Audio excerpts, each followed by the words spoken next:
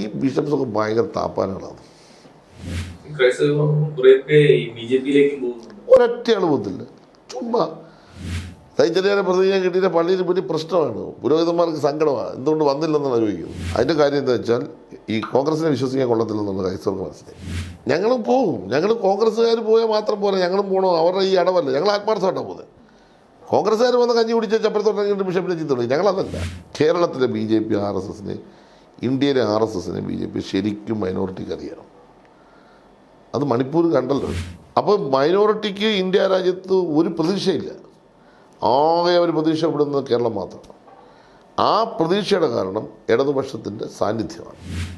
അതൊരു തെറ്റിദ്ധാരണയാണ്. കമ്മ്യൂണിസ്റ്റുകാർ ഈ ക്രിസ്ത്യാനിക്കെതിരാണ്, അല്ലെങ്കിൽ മുസ്ലിമിനെതിരാണ്, അല്ലെങ്കിൽ നായർക്കെതിരാണ്, അല്ലെങ്കിൽ മേൽജാതിക്കെതിരാണ്. ഇങ്ങനെയൊക്കെ എന്ന് പറഞ്ഞാൽ ഒരു തെറ്റായ കാഴ്ചപ്പാട്. ആ തെറ്റിദ്ധാരണ മാറ്റാൻ വേണ്ടി നിരന്തരം ഞങ്ങൾ വർക്ക് ചെയ്തു. ഞങ്ങൾ അവരിലേക്ക് ഇറങ്ങി. ഞങ്ങൾ അവർക്കെതിരല്ല. ഞങ്ങൾ പള്ളിയുമായിട്ട് സഹകരിക്കാൻ തുടങ്ങി. ഞങ്ങൾ ബിഷപ്സിനെ കാണാൻ തുടങ്ങി. അപ്പോൾ ഞങ്ങൾ വല്ല പള്ളികളിൽ ഇവിടെ ഓരോ പള്ളി കിടക്കുന്ന ഫംഗ്ഷൻ CPM-കാരും പോകാറില്ലായിരുന്നു. ഇന്ന് CPM-കാർ ചെന്നില്ലെങ്കിൽ അവർക്ക് പ്രയാസമാണ്. തൈച്ചെറിയാനെ പ്രതിജ്ഞ കിട്ടിയ പള്ളിയിൽ വലിയ പ്രശ്നമാണ്. പുരോഹിതന്മാർക്ക് സങ്കടമാണ്, എന്തുകൊണ്ട് വന്നില്ലെന്നാണ് ചോദിക്കുന്നത്. എല്ലായിടത്തും അവർ വിളിക്കും, പഞ്ചായത്ത് മെമ്പർമാരെ വിളിക്കും, CPM നേതാക്കന്മാരെ വിളിക്കും. ഞങ്ങൾ വിളിച്ചില്ലേ ഞങ്ങളങ്ങ് പോകും. ഞങ്ങൾ കോൺഗ്രസ്സുകാർ പോയാൽ മാത്രം പോലെ ഞങ്ങളും പോകണം. അവരുടെ ഈ അടവല്ല, ഞങ്ങൾ ആത്മാർത്ഥമായിട്ടാണ് പോകുന്നത്. കോൺഗ്രസ്സുകാർ വന്ന് കഞ്ഞി കുടിച്ച് ചപ്പരത്തോട്ടെങ്കിലും ബിഷപ്പിനെ ചിത്രം ഞങ്ങളതല്ല. പോയി സത്യസന്ധമായി പോകും. അവരുമായി നല്ല സമ്പർക്കം പുലർത്തി ഞങ്ങൾ ഹൗസ് ടു ഹൗസ് ക്യാമ്പയിൻ ചെയ്തു. അപ്പോൾ ഒരു പള്ളിയിൽ നമ്മൾ പോയി ഒരു മീറ്റിംഗ് പങ്കെടുക്കുമ്പോൾ കമ്മ്യൂണിസ്റ്റ് വിരുദ്ധന്മാരായിട്ട് അവിടെ ചിന്തിച്ചിരിക്കുന്ന വിശ്വാസികളുടെ മനസ്സിന് മാറ്റം വരും. എന്താ വെച്ചാൽ യുവമാരൊക്കെ പള്ളിയിൽ വരുമോ, യുവമാരൊക്കെ മീറ്റിംഗ് വരുമോ, അച്ഛന്മാരൊക്കെ ഇരിക്കുമോ, ബിഷപ്സിനെ കാണുമോ? ഇങ്ങനൊന്നും അല്ലല്ലോ ഞങ്ങളോട് പറഞ്ഞുകൊണ്ടിരുന്നത്. യുവമാരുടെ കൊള്ളക്കാരും കള്ളന്മാരും പിടിച്ചുപറിക്കാരുമാണ്, നമ്മളെ കൊല്ലാൻ വന്നവന്മാരാണല്ലോ. ഇപ്പോൾ മാറിയല്ലോ. ഇത് സഹിച്ചറിയാനും രാമേന്ദ്രൻ നായരും ഒക്കെ നമ്മൾ ഇരിക്കുന്നുണ്ട്. യുവമാരെല്ലാം വന്ന് നമ്മൾ ഇരിക്കാം. ഇതൊക്കെ തെറ്റാണ്. അപ്പം നമുക്ക് ചവിട്ടി കയറാൻ വഴിയായി. ക്രിസ്ത്യൻ ലീഡർഷിപ്പിലേക്കുള്ള CPM-ന്റെ ഒരു പാലം എനിക്കല്ലേ അടുത്ത ഒരു കഴിഞ്ഞ 10 വർഷം എടുത്തു കഴിഞ്ഞാൽ എപ്പോഴൊക്കെ എന്നെ സംബന്ധിച്ചിടത്തോളം ഞാൻ അതിന് പാലം ഒന്നും പണിയാനൊന്നും പോയിട്ടില്ല. ഞാൻ അതിനകത്ത് കാണുന്നൊരു പ്രശ്നം, ഈ കമ്മ്യൂണിസ്റ്റുകാർ ക്രിസ്ത്യാനിക്കെതിരാണെന്നുള്ള കാഴ്ചപ്പാടിൽ മാറ്റം വരുത്തണം. അതിന് കണ്ട ഒരു മെത്തേഡ് എന്താണെന്ന് ചോദിച്ചാൽ അവരിലേക്ക് സന്വേഷിക്കുക, അല്ലെങ്കിൽ അവരിലേക്ക് പ്രവേശിക്കുക. അതിന് ഞാൻ മാത്രമല്ല, ഞങ്ങളെല്ലാവരും ടീമായിട്ടാണ് വർക്ക് ചെയ്യുന്നത്. ഞങ്ങളെല്ലാവരും അതിനകത്ത് ബോധപൂർവ്വം വർക്ക് ചെയ്യുന്നുണ്ട്. ഇപ്പം കേരളത്തിലെ എല്ലാ ബിഷപ്സുമായിട്ട് ബന്ധമുള്ള ആളാണ്. എല്ലാ ബിഷപ്സും എന്ന് പറഞ്ഞാൽ അതുപോലെ ബന്ധം മറ്റു മതനേതാക്കന്മാരുണ്ടിരിക്കുന്നുണ്ട്. എല്ലാ ബിഷപ്സുമായിട്ട് വ്യക്തിപരമായ ഉണ്ട്. ഇവരൊക്കെ എല്ലാം ബന്ധം. നമ്മൾ ഉദ്ദേശിക്കുന്നതല്ല, എല്ലാവർക്കും ബന്ധമുണ്ട്. ബന്ധം എല്ലാവർക്കും ഉണ്ട്. അവരുമായിട്ട് നല്ലൊരു ആശയം. ഇപ്പം ഞാൻ നമ്മുടെ ബൈ ഇലക്ഷൻ പോയപ്പോൾ ഞാൻ അവിടുത്തെ മുഴുവൻ ബിഷപ്സിനെ കണ്ടു, മറ്റുള്ളവരെ കണ്ടു, എല്ലാ സമുദായ നേതാക്കന്മാരെ കണ്ടു. അപ്പോൾ അതൊക്കെ ആദ്യമായിട്ടാണ് നമ്മുടെ ഒരു ലീഡർഷിപ്പ് ചെല്ലുന്നത്. അങ്ങനൊരു ഒരു ഒരു ഒരു നമ്മൾ ചെല്ലുമ്പോൾ അവർക്കുണ്ടാകുന്നൊരു മാറ്റം. കാരണം അവർ നമ്മളോട് സത്യത്തിൽ നമ്മളോട് വിരോധം ഇല്ല. ക്രൈസ്തവ പുരോഹിതന്മാർക്ക് നമ്മളോട് ക്രൈസ്തവ ജനങ്ങൾക്ക് വിരോധമില്ല. ഉണ്ടാക്കിയെടുത്ത വിരോധമാണ്, അത് മാറ്റിയാൽ മതിയല്ലോ. നമ്മൾ അങ്ങോട്ട് ചെന്നപ്പോൾ ആ പ്രശ്നം തീർന്നു. അതിലിപ്പോൾ ഞാൻ ഉറപ്പിച്ച് പറയാം, കോൺഗ്രസിൻ്റെ കേരളത്തിലുണ്ടായ തകർച്ചയുടെ ഏറ്റവും വലിയ കാര്യം ക്രൈസ്തവ സമൂഹത്തിൽ അവർക്കുണ്ടായ തിരിച്ചു തർക്കവും വേണ്ട. ഇനി അവർ തിരിച്ച് ക്രൈസ്തവരെ കോൺഗ്രസ് കിട്ടത്തില്ല. അതിൻ്റെ കാര്യം എന്താ വെച്ചാൽ ഈ കോൺഗ്രസിനെ വിശ്വസിക്കാൻ കൊള്ളത്തില്ലെന്നുള്ള ക്രൈസ്തവർക്ക് മനസ്സിലായി. കാരണം അവർ അവസരവാദപരമായ നിലപാട് സ്വീകരിക്കും. സമാധാനപരമായ അന്തരീക്ഷം കേരളം നിൽക്കണമെങ്കിലും മൈനോറിറ്റി എന്നുള്ള നിലയിൽ ക്രൈസ്തവനാണെങ്കിലും മുസ്ലിമാണെങ്കിലും സമാധാനത്തിൽ ജീവിക്കണമെങ്കിലും ലെഫ്റ്റ് കുറേ കൂടി ഡോമിനേറ്റ് ചെയ്യണം കേരളത്തിലെന്ന് വ്യക്തമായിട്ട് അറിയിക്കുന്നുണ്ട്. അപ്പോൾ ലീഗിന് തകർച്ചയാണല്ലോ ഉണ്ടായിരുന്നത്. നിങ്ങൾ മലപ്പുറം ജില്ല നോക്കൂ. ഞാൻ ഇപ്പോൾ തീര സദസ്സിന് പോയല്ലോ. മലപ്പുറം ജില്ലയിലെ അടുത്ത തെരഞ്ഞെടുപ്പിൽ ഇടതുപക്ഷത്തിനായിരിക്കും മേൽക്കൈ.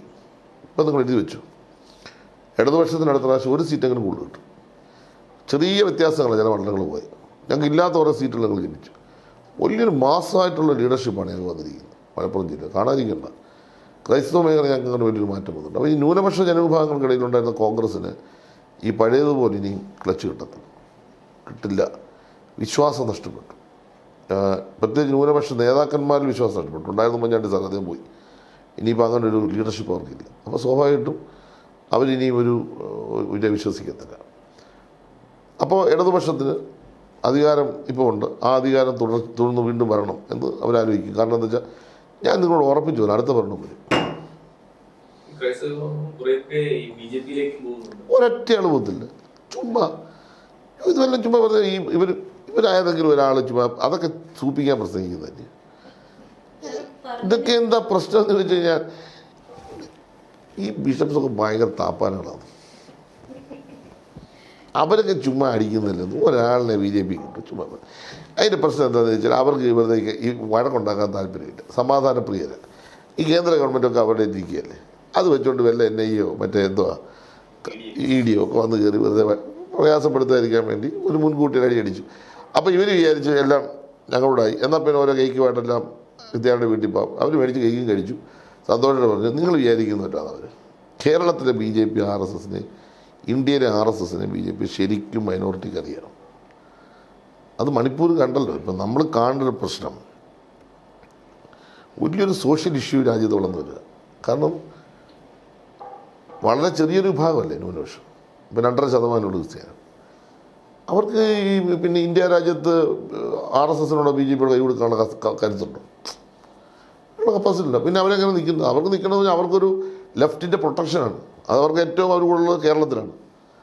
മറ്റ് സംസ്ഥാനങ്ങളിൽ അവർ ദുരിതം അനുഭവിക്കുകയല്ലേ. നമ്മൾ നിങ്ങളിപ്പം ഇന്ത്യ മുന്നോട്ടുള്ള പത്രമാണ്. ഞാൻ ആത്മാർത്ഥമായിട്ട് പറയാണ്, ഈ ന്യൂനപക്ഷത്തിന് ഇന്ത്യയിൽ എവിടെയെങ്കിലും പ്രൊട്ടക്ഷൻ ഉണ്ടോ? തല്ലി കൊല്ലുകയല്ലേ. അപ്പോൾ മൈനോറിറ്റിക്ക് ഇന്ത്യ രാജ്യത്ത് ഒരു പ്രതീക്ഷയില്ല. ആകെ അവർ പ്രതീക്ഷപ്പെടുന്നത് കേരളം മാത്രം. ആ പ്രതീക്ഷയുടെ കാരണം ഇടതുപക്ഷത്തിൻ്റെ സാന്നിധ്യമാണ്. ഇടതുപക്ഷം കേരളത്തിൽ ദുർബലപ്പെട്ടാൽ അവർക്കറിയാം അവർക്ക് പണി കിട്ടും.